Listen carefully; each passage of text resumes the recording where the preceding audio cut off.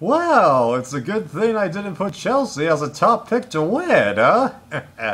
Although, granted, the other person I was considering putting in that spot is Laurel, like, Rob and Steven are saying, I'm starting to think that, the odds aren't looking good for her, because, I mean, like, it's a recurring theme now, according to them, because I haven't noticed every instance of this, where, she has the potential to make a move and then elects not to. Her reason being, I trust these guys, I can get to the end with them, but I don't know if I can necessarily beat them, whereas the other way is the exact opposite. Don't entirely trust them, can probably beat them, but will they take me?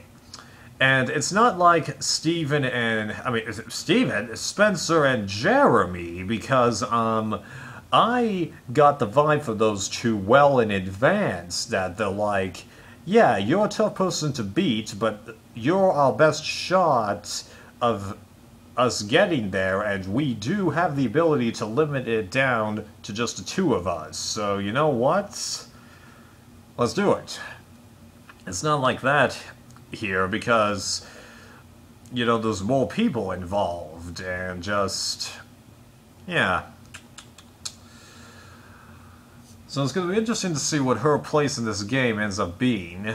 And like, as Chelsea mentioned in her exit interviews, a lot of people are, wanted her to be part of the Final Three. And it could be that this is mentioned in the Ponderosa videos, but I'm actually not watching the Ponderosa videos for this season because I just don't trust myself to be spoiled the results for later this season or a later season if I happen to even find the Ponderosa videos for this season. When I get to season 40 though, I'll probably risk it though, yeah.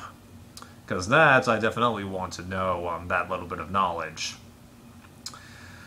So I think that takes care of the opening disclaimer. The family visit.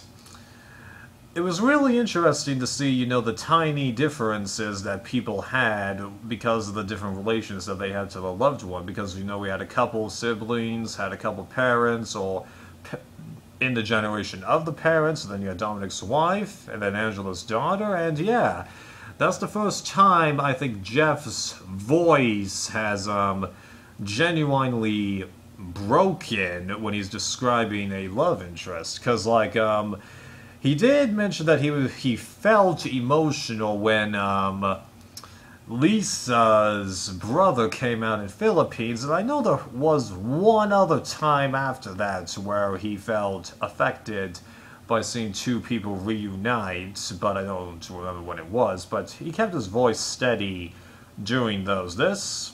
And I find it a bummer that we didn't have a shot of him, but then again, he's not the focus of this show, it's the contestants. Yeah. And that was a nice challenge, and I was kind of glad that Sebastian won it, but only because, you know, he built up that lead, and if he had blown it, but what was funny was that, based on the first throw that we saw Dominic do, he was right where Sebastian was, so, yeah. And then his picks,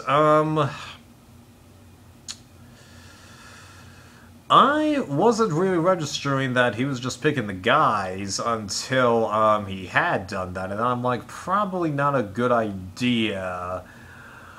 And like, oh, I promised Wendell, and yet he chose Dominic first. Interesting. Yeah, so I don't totally blame everyone at camp, you know, well, most of everyone that was left at camp to, going on to a theory of why don't we break the guys up, not just because they shunned us, but also because there's a lot of power behind them. I don't actually blame them for that, especially since, as I alluded to last time, all the non-Navini members are gone, except for Donovan and Laurel, but those are the Malolo members that have been helping Navini. So, yeah.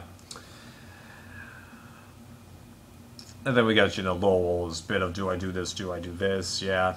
And then Wendell's Ghost Island bit, not entirely the best idea because you know, it puts the argument of it'll throw a target on his back. Well, he's just like, oh yeah, I got this reward, screw it, I'm gonna go to Ghost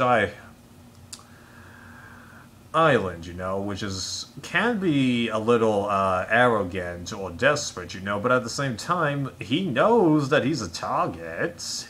He knows that he and Dominic have been making a lot of decisions throughout this entire game, you know, so yeah.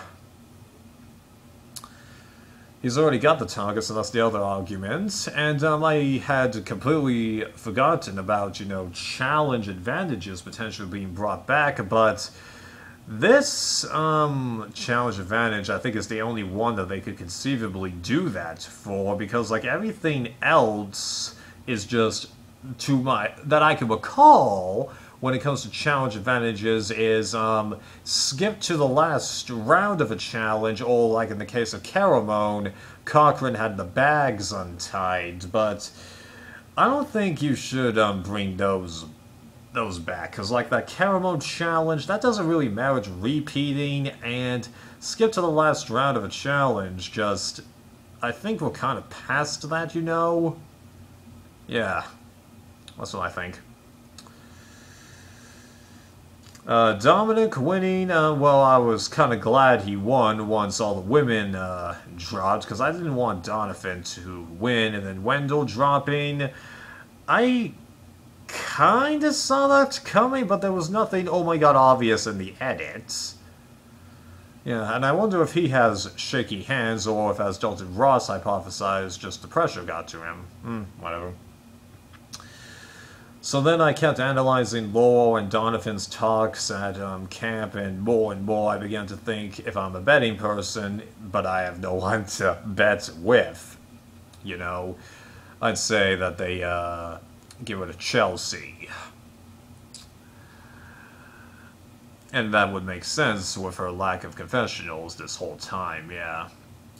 And then Donovan's, well, truth bombs at Tribal, just like, what the heck? I mean, like, one of either Dominic or Wendell did mention that he pretty much wears his heart on his sleeve, but, like, what does he think that that's gonna do to help him? Like, if, like, all that's going to do, if he talks about things like that, is, number one, make his allies not trust him, or two, make the people that are trying to get him not trust him. And how does either one of those help him? It doesn't. Yeah, just... yeah. That was just weird. So Chelsea goes, not a big loss there, even though, according to her exit interviews, she did matter in... well, people were talking to her a lot more than we saw. Yeah. And I think a